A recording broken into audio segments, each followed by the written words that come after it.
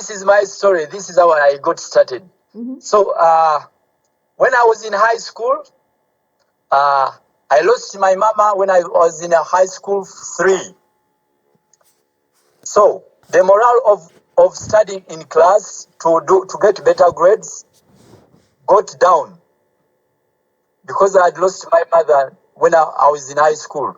So literally here for us, when we are in school, most especially those kids who come from the low family, they are studying very hard because they want to, when they graduate, they want that they improve the standard of their parents. And now because I had lost my mama, yes, I didn't go out of school, but the morale went away because I was studying for my mother. So, and because I didn't have any qualification in school, so I was doing many different jobs. So I used to work in the market, I used to work in the shop, I used to work with tailors, people who make clothes. Then the last job I did before joining tourism, I was selling mobile phones. So after the mobile phones, this very friend, he had a contract to drive some American guys who come to Uganda for small trainings for our military. But the good thing, they try to use the locals so that the locals can also benefit. They were not using government cars. They were using local transportation so they can support the community. Of all the different kind of jobs I was doing, I felt driving, I loved it at heart. Not because I was driving them, guys. No. I felt, I have been a salesman for mobile phone. I've been buying bananas, food stuff from the village. I've worked with the tailors. But this one, I feel like, this is my job. Those very guys, they because for them they had cars, they would say, Gerald, I've got this contract. Go and drive for me, I'll pay you something. Because they owned the cars. So they didn't want to work so much. So they would send me the guy who's excited about driving. So one of them got a safari to go to Queen Elizabeth, to Kibale Forest Park, to Murchison Falls and Kidepo. It was a long trip. He was even happy for me. He said, this time you are going to drive 17 days. I can't forget it. It was like yesterday. Wow. So I said, 17 days? Where are we going? We are going for safari. What is safari? We are going to national park. What is national park? So everything I was very green, nothing, zero, but just excited. So he gave me the clue. Then he said, no, you go to the park. People come in Uganda to see animals. And then I said, are you sure we have animals in Uganda? I know only in the zoo. We have many animals in Uganda. I said, okay. So anyway, he introduced me to these people. It was a couple from Germany, but they had their friend in Kampala.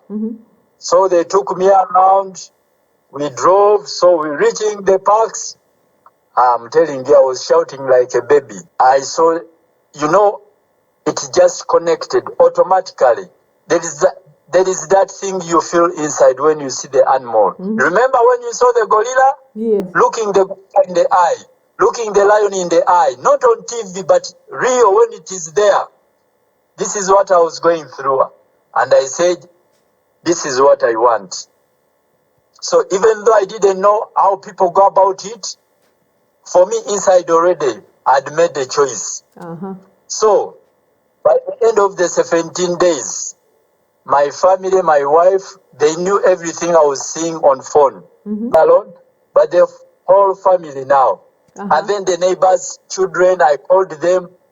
It was a chain of people enjoying my phone. So my friends who gave me the job, because it was a big network of drivers, I told them, please, anyone who gets a trip like I have just done, please make sure it's me to go. And they say, no worry, we see you are very excited. And because I was excited, so they were paying me very little. So when the more times they sent me to go to the park, the more times I got experienced. Then also, we have Uganda Wildlife Authority park rangers, the guides. They are knowledgeable. They have been to school about nature, about plants, animals, their lifestyle. So, as we take them on the game, explaining. Remember, I told you I was working in mobile phone before joining. Yes. So I knew how to record someone. So they were talking when I'm recording what they talk. So when I go back home, I play back and I make my small notes. Because I realized I don't have money to go and study about nature. And I need to support my family. Yeah, along the way, the more times I went there, I got exposed. I met friends there I knew before. So I would ask them, oh, how do you get trips? And then they say, for us, we work for companies with safari companies. Then I tell them, how can I join? They say, no. Did you do any study about wildlife? I say, no, I'm just a driver. They say, it will be hard for you because they employ people who have gone to school. Then I joined the clubs for the drivers, but guides. So they said, no, you can join us even though you have not been to school. But sometimes when we don't have safari, we do small trainings. So, but somehow I learned bit by bit. And I'm grateful that even the people I met, I would learn things from them. So as we drive them around, because they have the basic knowledge also, they read a lot, they would share with me because I would tell each one of them my story. Rest is his story. And now, in this car you see here, yes, 3 families. Wow. I drove 2 years. They gave loan and bought for me a Jeep of my own. Wow. So I started this in 2008, but because of the patience and the love of nature, in the end, I benefit. So you first love something you do, and then you wait for the results later. And then it's not only that it's my family benefiting, but also in my village. I don't like things of being selfish. So even in my community, I have around 30 children that we support with school fees. And these are children that people wanted to pay school fees for my children. But then I told them, no, thank you very much. At least I have a job to support my children with school fees. Let me pass on the offer to my neighbors. It gives courage to these kids that I'm paying school fees for from different families. So because when I pay for school fees, they know that the tourists I used to drive, they are the ones driving for them. And then, how do you get these tourists? They come to Uganda to see animals. So when they get that bit of the story, indirectly, they get also love for nature. Exactly. Yeah. The good thing that when we teach ourselves about nature, it is a cycle. So we are not only doing like a favor. It's not like we are doing these animals a favor. We are doing a favor for our own good. So it's a cycle. And then also, like in my village, we didn't have electricity. 6 years when I went there, there was no electricity. It was not very far to access it, but it was expensive. So, because when you come in the community, you scan around, make friendship, share what you have. So whatever I'm sharing, it was an experience what I went through. So you bring the knowledge back home. And it helps us all. So now our village, people have electricity. Really? So the Uganda National Parks are under an organization called Uganda Wildlife Authority. So this authority it's under the Ministry of Tourism, but it's an independent organization from the government. So this organization, It has a director, that is the topmost, but is appointed by board of directors, board of members. And then they do interviews, and then whoever gets qualifies, he becomes the head of the Uganda Wildlife Authority. And then before you are given the job, you have to show a work plan. What are you going to do for the organization? But of course, they don't take all the 100% funds they collect. Some they have to do like maintenance, the salaries. Also, the staff get their salary directly from to their bank accounts. So now, when a visitor comes to Uganda and visits one of the national park or game reserve, so 20%, this is mandatory. 20% is given back to the community within the park or surrounding the park. So this 20%, they don't give them in form of cash. But what they do, they improve on the community's infrastructure. Maybe if there are schools within that local community surrounding the park, they will maybe construct new classroom for the kids, or maintain the ones already there, or try to bring water access to the families. So basically, they look into what is needed within the community. They sit with the local leaders of these communities, and then they agree.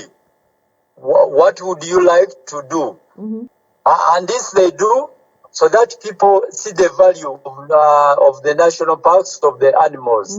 Then another thing, the staffing, they give them the first priority. So if there is recruitment in the national parks for the staff, for the rangers, they consider the locals surrounding the park. Then also the lodges. The lodges, these are private. They are privately owned. But they give them the mandate that, please, yes, it is your private business, but this is what we want, that try to employ people within the community, so that the parents can know why their girls are working in the lodges. Then also, the food stuff, because these communities are basically in Uganda, our biggest activity is agriculture.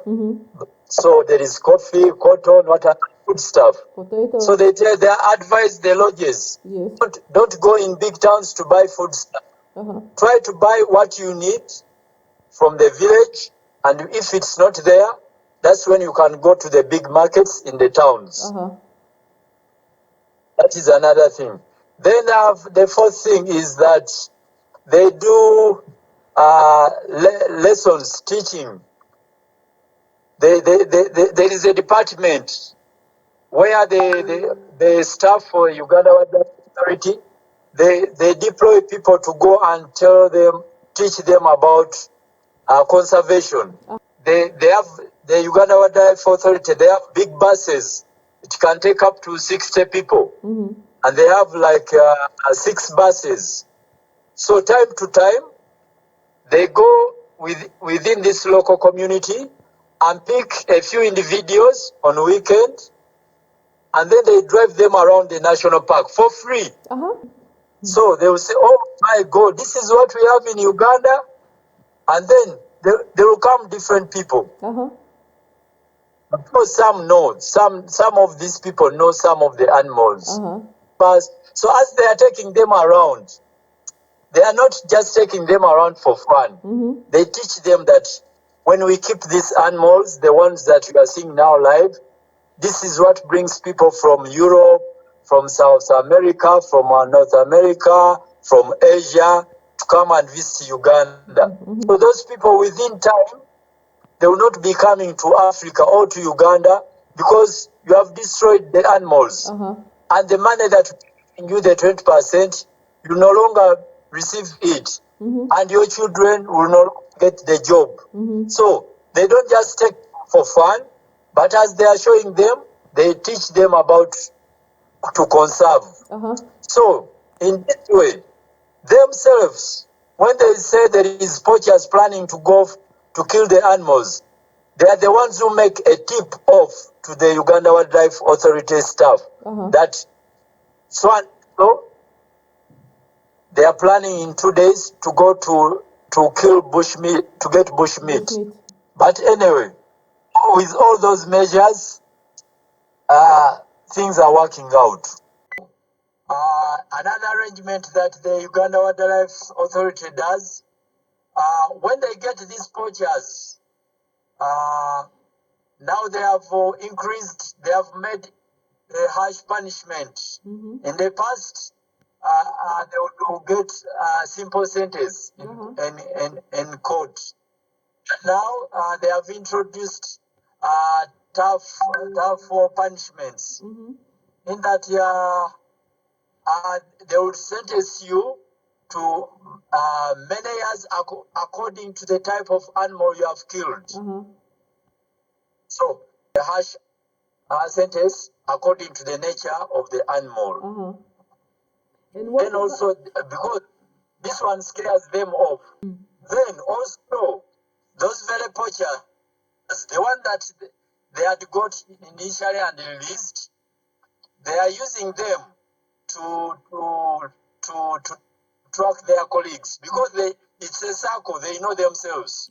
They use wire snares, and those wire snares will not only go for the bush meat they want. Those wire snares will get in the elephant trunk.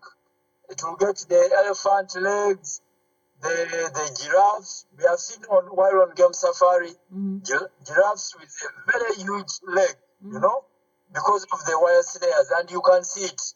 Then you find the corpse in their horns. So what they do, they tell them, if you bring a wire snare, there is that project, they pay them for each. Yeah, so you can be in Machon Falls, especially where it is high, a truck of wire snares on the pickup. They have just gone to pick them in the field to that. Now for this one, for that part, like in Queen Elizabeth, this is where they have started. They have put electrical fence, some parts of Queen Elizabeth. So those parts, the elephants used to go to people's gardens, and they were not compensated very much. Sometimes they were compensated little money. So the people were always bitter. But now the Uganda Wildlife Authority, they have put electrical fence in some villages because Queen Elizabeth is a biosphere park. So there are people living inside the park and at the same time with the animals. But other parks, people live on the park borders outside. Yeah. So they are compensated. Then when it comes to the livestock, we have a cats program in Queen Elizabeth. So this it's called the carnivore something. So what happens? You pay extra on top of the park entry. They pay $100. So this $100, they keep a percentage to compensate if there is any kill from the livestock of the community. Because even though their communities living in the park, there are boundaries. And if your goat was killed inside that boundary, which they are marked stones. If they assess that your goat was killed inside where the lions are supposed to be, of course the animals don't know the border. Then you are compensated like 85% or 90%. So when it is inside the park, you get less percentage because it was inside the park. Okay. You did keep your goat well. Then there you are given a bigger percentage payback.